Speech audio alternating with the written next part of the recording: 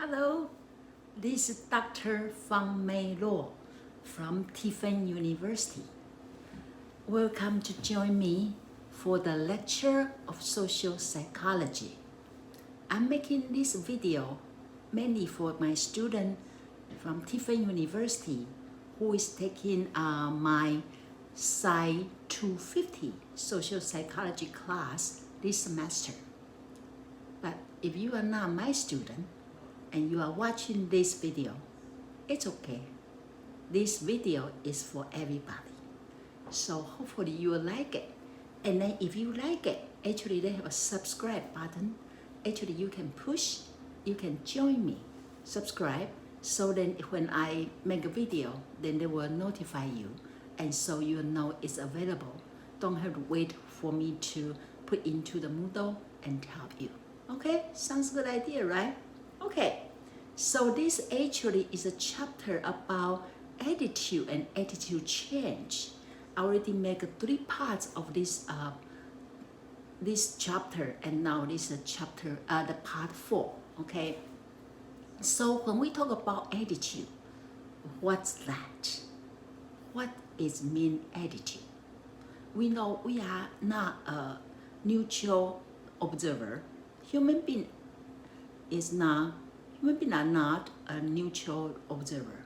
When we see the things, when we hear people's idea, we always, or when we just cannot help, we will make an evaluation or we will make a judgment, okay?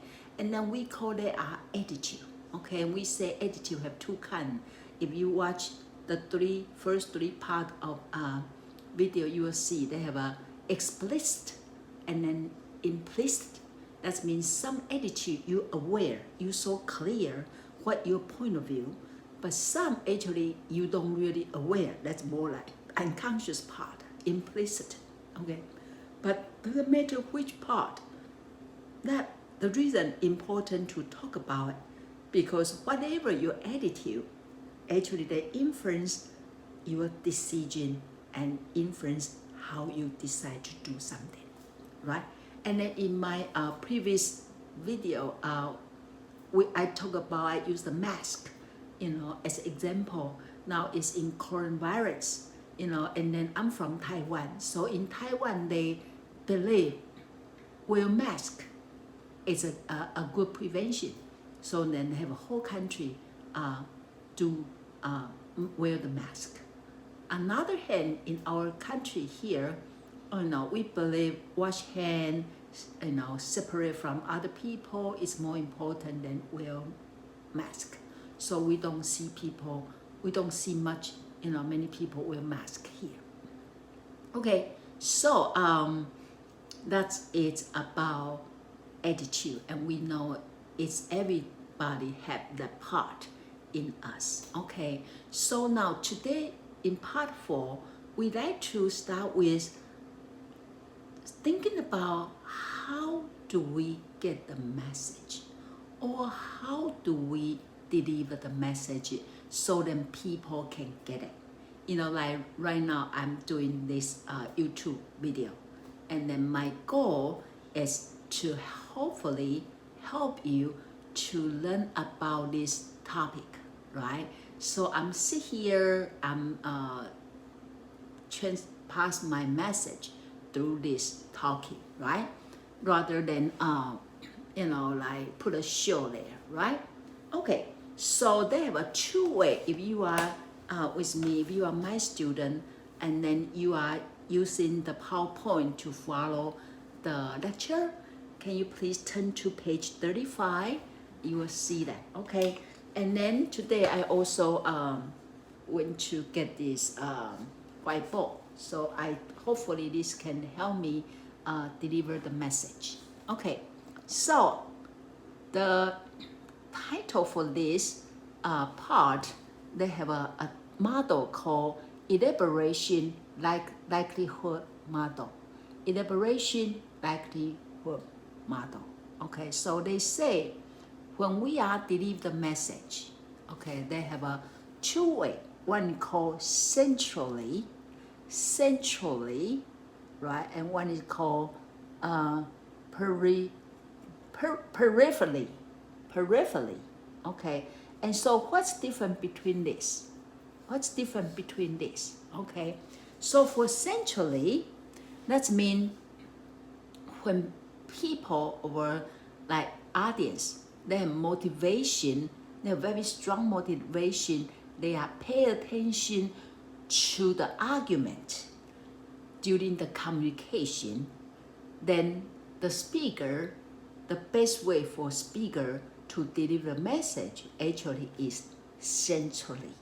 So it's called centrally root of persuasion, centrally root of persuasion, or central root to persuasion. So that means, the audience, very carefully pay attention, write the notes, and try to learn as much as they can about the message. Okay. Another hand, quite often, when we are listening to the lecture, they can be very tiring, right? Especially sometimes people not ready to, like student may not ready for the class, right? And the student may not ready to want to sit in the class, or your teacher asks you to go to listen a lecture and you don't really want to be there, so then you are not deliberately on the argument, okay? And so are you going to get a message or not, okay? Then you may be looking for something fun, okay? You may be, hopefully the speaker put on some show, make some joke, or wear something strange, so then you like to have fun, okay? For that case, then we call it a peripherally route to persuasion. Peripherally route to persuasion. Okay, got it? Okay, so what happened? What happened for the audience? When and what will help the audience have motivation to pay attention? Okay, now it's important is we need to know how important this topic relate to audience their well-being, how this topic relate to their personal relevance, and they relate to their life. If not, they may not interested, but if they do, they will be interested. So for example, talk about retirement, right? So if you have a speech about retirement, and if you were the young student, you are young people like my student, you, right? Then I say, hey, they have a good speech, go and to learn it. It's about retirement. You may not necessarily like interesting because it's too far away from your life, right? But if your parents is like, they are think about retire, or your grandparents, they are think about retire, then you may say, oh, maybe I should go to lesson, so I should take notes and then share with them. Then you will have more motivation than if you are nothing to do with this topic. Another hand, right now, I think about every day how often you check the message about coronavirus, right? So when they have a speech, they talk about how to prevent, how to, protect yourself from this virus. It will be interesting because you don't want to get caught, you don't want to get sick, you don't want to get sick. So you are more likely to listen, right? So personal relevant, it's very important. But of course, last time, remember we talked about that the chart about who and what, and how, where, they are the factor affect our message, how good you can get a message, right? What do you remember how they call? How they call? I think they call the Yale attitude change approach. Remember? And then we talk about who and what and to whom, right? So we say people have more credit, people more likely listen their message than if people less credit, right? And we say it's important to have a what? More attractive speaker, or we say you have to be a double-sided message, right? And we also say depend on when they give the speech. If they have a no break in between, then you may listen the first message. You have more impression for that, and we call it a primacy effect. But if they have break in between, you want to do you may listen the second one more, or if you give the message you want to do second, you want to do later, and that's called recency, right? And then we also say who will get the message more. We say depend on the IQ, right? Or depend on the age, right? Okay, now, so if the research try to see if the relevant versus not relevant, and then if they are the expertise, the information is low expertise versus the message the high expertise. Okay, let me bring you back to my screen so you can see the statistics how they say. Okay, let me do it. Okay, so you can see this, right? So you can see if they are low expertise, okay, source, and high, and then this is also low and high, and that is strong argument, and then weak argument, and this will be high personal relevance, and this will be low personal relevance. Okay, you'll see if they are very high personal relevance, okay, then you have a high strong argument. Doesn't matter the people give the message, are they expert or not, either low or high, people, they have a high personal relevance, and then the message is very strong, then people will going to agree, okay?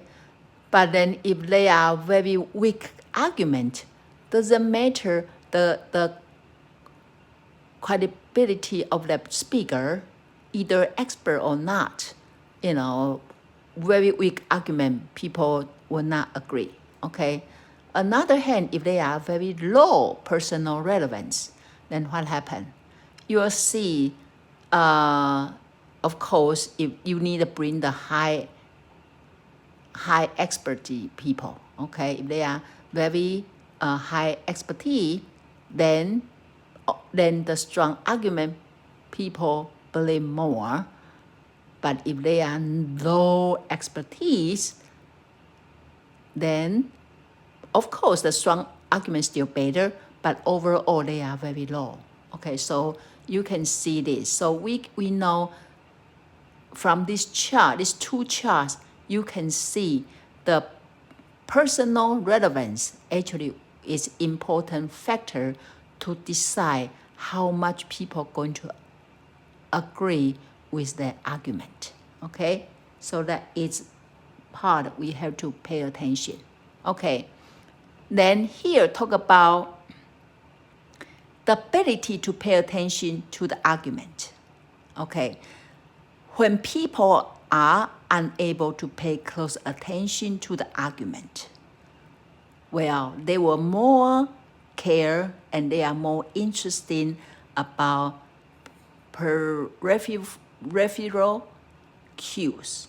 Okay, they will more care, right? So they will care about how attractive the speaker, how good the argument, right? How much they can trust the communicator, right? So actually, because that, So if people they are with very weak argument, actually they can create distraction to make people more susceptible for that influence, right? Peripheral influence, right? So you can see how the speaker can use this two-way to helping people. Depend on how good, the audience, also how good the communicator. And you can see, like if I'm in the class and student not pay attention, then I better do something, right? I better make a joke, right? And I better tell the story than just try to make student say, hey, pay attention. Student may not want to pay attention, right? Okay. However, even we have this two way of communication, how do you achieve long-lasting attitude change? How do you achieve them? Okay, well, people will more likely have long-lasting attitude change if they are careful listen. Okay, they are more careful listen. So they're more likely, so if people, they base on their attitude on peripheral cues, compare with these kind of people, if people who base on their attitude on careful analysis of the argument, like means central rule to persuasion, right? Then they more likely to maintain their attitude over time, more likely to behave consistently with this attitude, and more resistant to counter persuasion. So you can see from here, we still believe which one is better? Which one is better? Of course, what? This one, central rule to persuasion. This is still the better way to learn. Do you agree? Okay. So, another thing you can do, okay, let me bring back to our talking.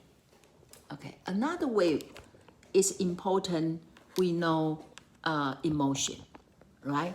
So when we do the emotion, right, if you want people change, another thing you can also to arouse their emotion, okay, to arouse their emotion. So then give them a little bit something to kind of scare them or make them happy, right?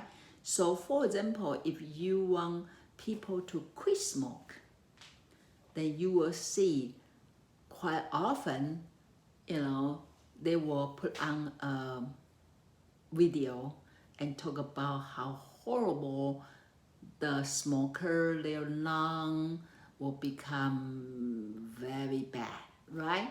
So with that, then they start to give the information about how do you quit smoke. Well, people may be more likely change, okay? Well, but it's important to aware. Remember last time we talked about moderate, right? We talked about if you want people change, we better for them to able to find internal justification rather than external justification, right? So to get people able to find the internal justification, you need to give them moderate, either moderate punishment or moderate reinforcement, right? So here they have a term called fear arousal communication. Fear arousal communication. So let's say persuasive message that attempt to change people's attitude by arousing their fears. So there's a definition, okay, fear arousing communication. The definition for this is persuasive message that attempt to change people's attitude by arousing their fears. Okay, So we know it's important, and that can be a very good strategy to arouse their emotion. But then again, moderate is the best. Okay, moderate amount of fears. You can increase people. They start to willing to listen. Okay. However, if you give strong arousal, they just too overwhelmed and they may not want to listen. Okay. I have a chart, and actually in your PowerPoint you should have a chart here in page 46. Okay, about how the film and the speech and the emotion arousal, how they affect their percentage agree and willing to quick smoke. Okay, let me bring you here. Okay.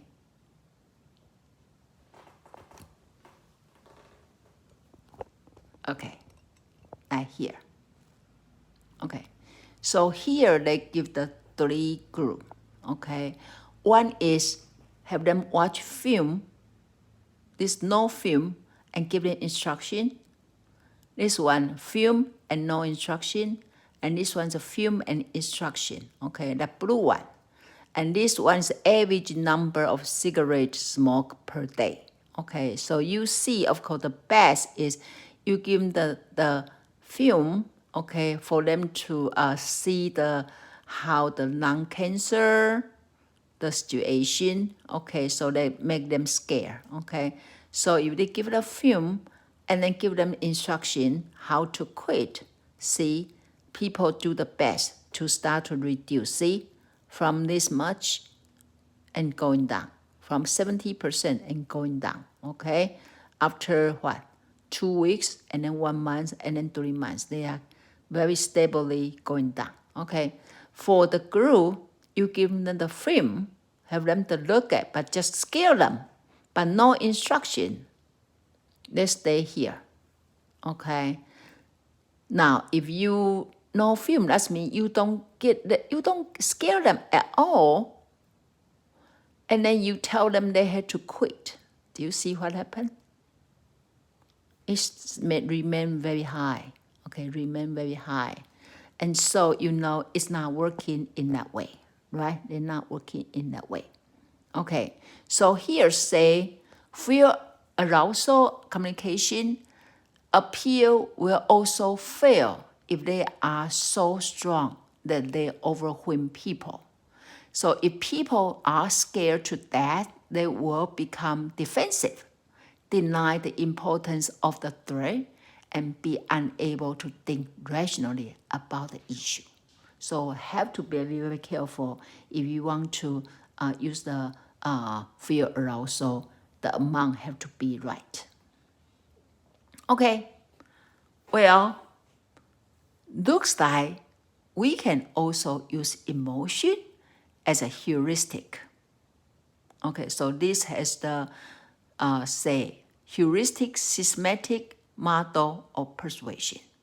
Okay, so they say this will have 2 ways in persuasive communication can cause attitude change. So either systematically processing the merit of the argument or using mental shortcut. Okay, so depend on which one you are going to use. Okay, so let's look at here. You find actually our emotion themselves can act as heuristic to determine our attitude. So when try to decide attitude about something, quite often we ask our feelings. Don't you think so? You'll say, well, how do I feel about that? And that is heuristic, right? If we feel good, then we will have a positive attitude.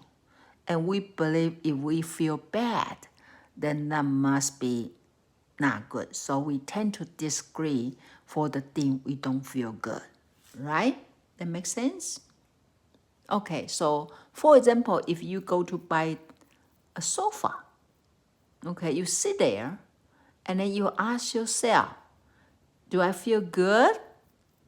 When you feel good and you know what, in the furniture store, they will put the music and they put the atmosphere and make you feel so good. So usually when you sit in the sofa, you feel very good.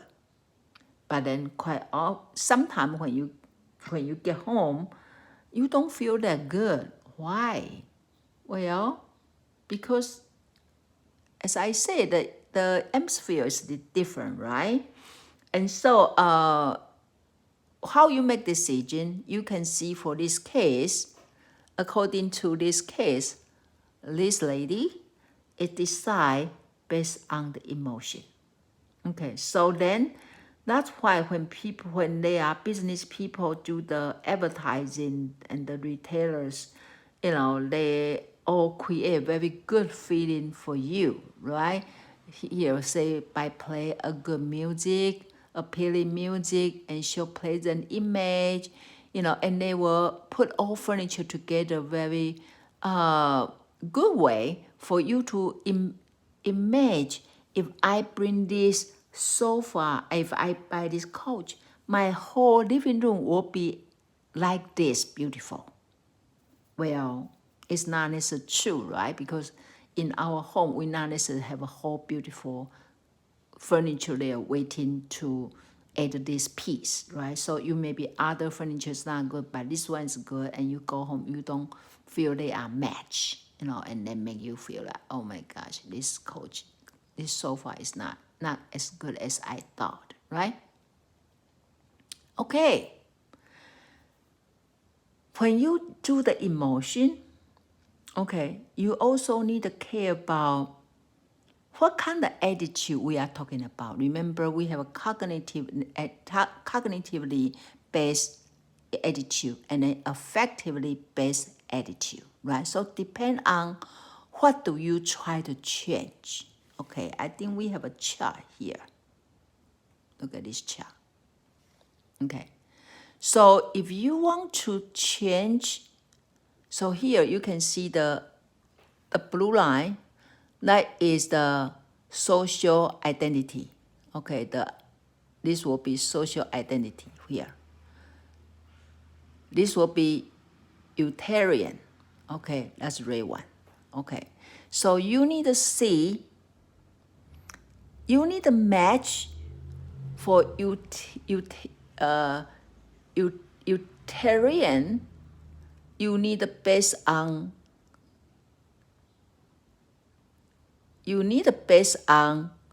your utilitarian argument. Okay, so the attitude, you change the part of attitude, then you will be more likely favorable thought. Okay, but if you are looking for the social identity, then you need to give the information is more related to affective. Okay, so you can see when you are looking the advertising, if they are sell Coca-Cola, they will show the setting is about party, right? So they have a party and they tell you how important, how good to drink Coca-Cola. Even they have a advertising, after people drink a Coca-Cola, then the party start to show. So that means they feel so good, like a party, right? But if they are talk about the medication, when they sell the medication, actually they will have a doctor, right? Their advertising will invite somebody looks like doctor, who knows, but they looks like doctor. They give you the message about body, if they are sell the medication about depression, they tell you what's the medication about, and they will show the people have the depression. They show what's depression, and they show people their depression, and they will tell you how good for depression people after they take medication, right?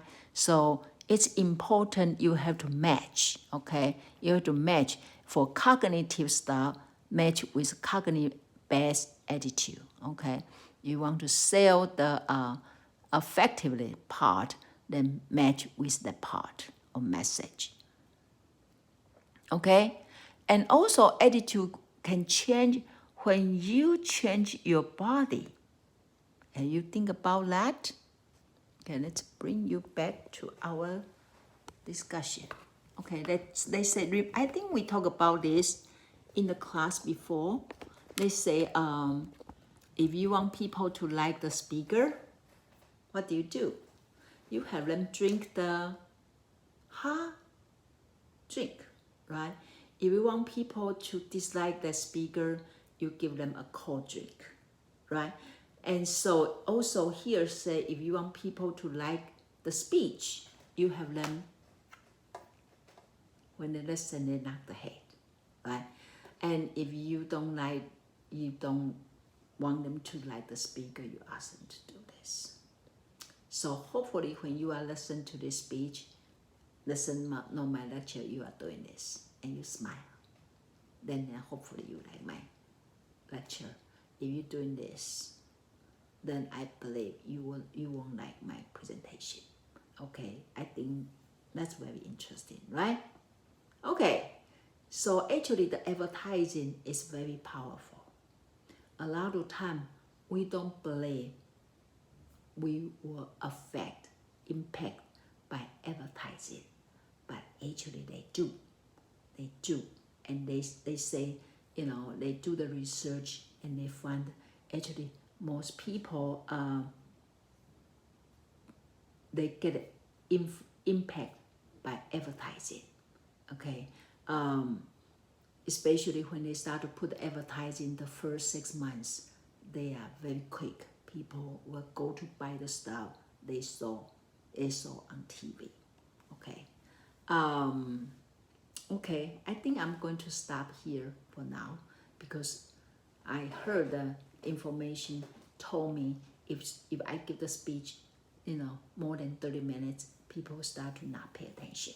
So I think you may be, hopefully this is a good length for you. Okay, so please stay healthy and stay safe, and I see you soon. Okay, bye-bye.